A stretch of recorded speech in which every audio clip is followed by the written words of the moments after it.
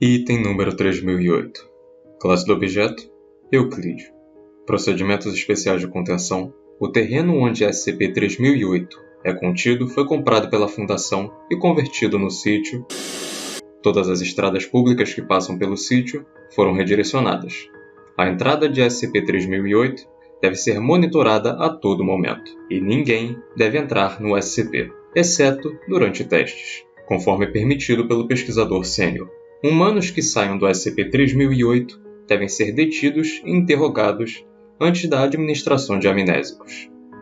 Dependendo da duração de sua estadia do SCP-3008, uma história falsa deve ser gerada para antes de serem soltos. Quaisquer outras entidades saindo do SCP-3008 devem ser exterminadas. Descrição: SCP-3008 é um grande pedaço de terra, anteriormente sob a posse de IKEA, uma rede de lojas de móveis popular.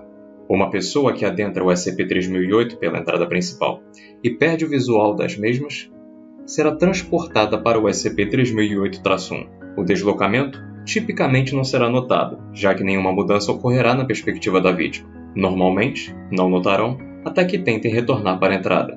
SCP-3008-1 é um espaço que lembra o interior de uma loja de móveis IKEA, se estendendo muito além dos limites do que poderia ser fisicamente contido dentro do terreno. Medidas atuais indicam que trata-se de uma área de pelo menos 10 km², sem qualquer limite visível em qualquer direção.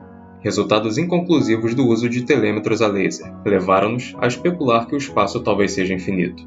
SCP-3008-1 é habitado por um número desconhecido de civis aprisionados antes da contenção. Dados coletados sugerem que eles foram uma civilização rudimentar dentro do SCP-3008-1, incluindo a construção de assentamentos e fortificações com o propósito de se defender contra o SCP-3008-2. SCP-3008-2 são entidades humanoides que existem dentro do SCP-3008-1. Embora lembrem superficialmente humanos, possuem proporções corporais exageradas e inconsistentes, geralmente descritos como sendo muito baixos ou muito altos. Eles não possuem nenhuma característica facial, e em todos os casos observados, vestem uma camiseta amarela e bermudas azuis, condizentes com o uniforme dos funcionários de IKEA. SCP-3008-1 possui um ciclo rudimentar de dia e noite, determinado pela iluminação do teto, acendendo e apagando em períodos consistentes com as horas de abertura e fechamento da loja original. Durante a noite, instâncias do SCP-3008-2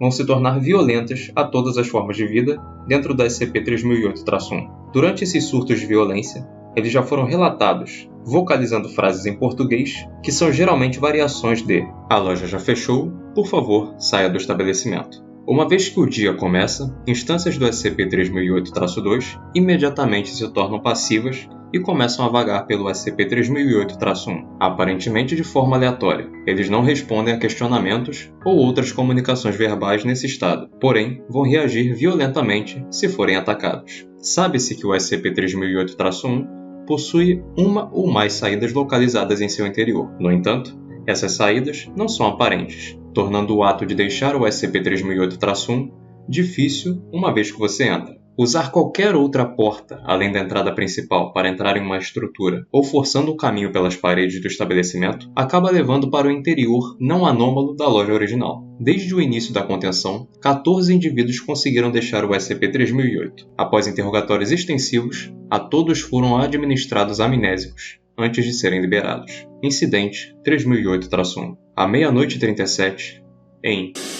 de 2000, um homem deixou o SCP-3008, sendo seguido 10 segundos depois por uma instância de SCP-3008-2. SCP-3008-2 alcançou e matou o homem antes de ser exterminado por funcionários armados. Esse incidente se trata de uma única vez em que uma instância de SCP-3008-2 foi vista deixando o SCP-3008.